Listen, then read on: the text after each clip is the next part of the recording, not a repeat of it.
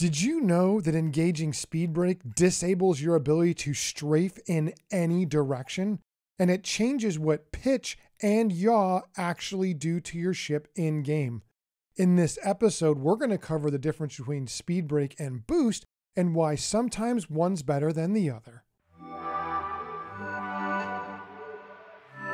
Here we are at a hangar in Grimhex. In this first demonstration, strafe is working normally.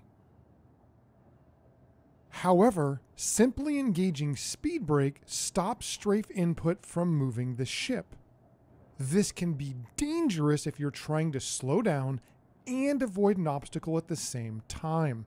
As we approach the mountain, I need to also increase altitude to fly over it. However, with speed brake engaged, strafe is disabled and I must release speed brake or engage boost to enable strafe. Back in the hangar again, you can see that pitch seemingly works with speed brake engaged. However, in the field, we can see that when we pitch down, we do not decrease altitude as we normally would. Moving on to yaw. Here it is working normally. Your input moves the ship's vector in the direction you yaw. But when we engage speed brake, you can see that our TVI shows our vector stays on the original path.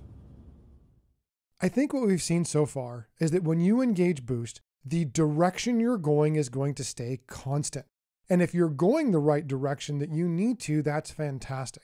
But if you need to make any changes to your altitude, you won't be able to use strafe, and pitch is only going to change the orientation, not to let you increase in altitude.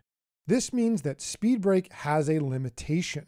Now that limitation can be overcome by releasing the speed brake, but then you're going to increase the stopping distance. Now that may or may not be a problem for you.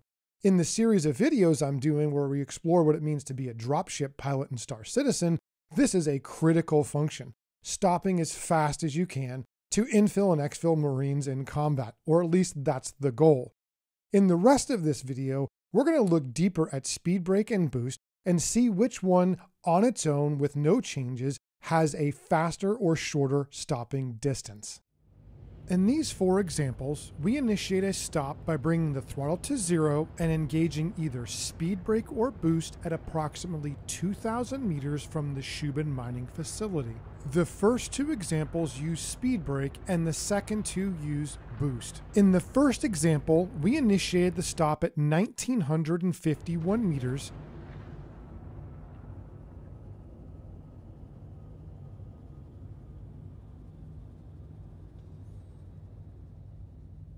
and we stopped at 415 meters to Shubin. In the second example, we initiated the stop at 1,980 meters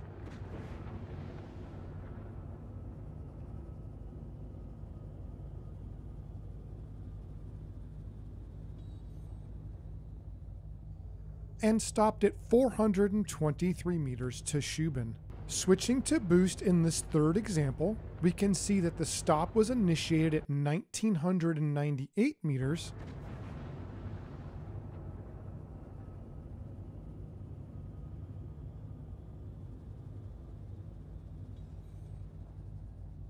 and stopped at 436 meters to Shubin. In our final example, the stop was initiated at 1,986 meters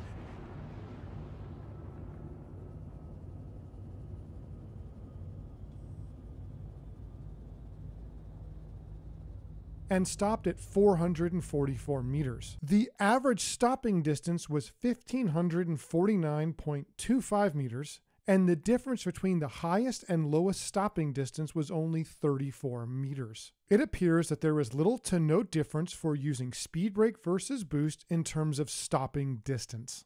If you choose to use boost over speed brake to decrease your stopping distance, pitch, strafe, and yaw will also be boosted, and it could lead to mishaps. You may want to consider releasing speed brake to make your adjustment, then re-engaging speed brake if you can afford the increase in stopping distance. In this video, I think we've shown the importance in understanding the difference between speed brake and boost and what they can do for you. Please leave in the comments below any situations or scenarios you find where one is better than the other. Stay tuned to this channel for more Star Citizen tips and tricks.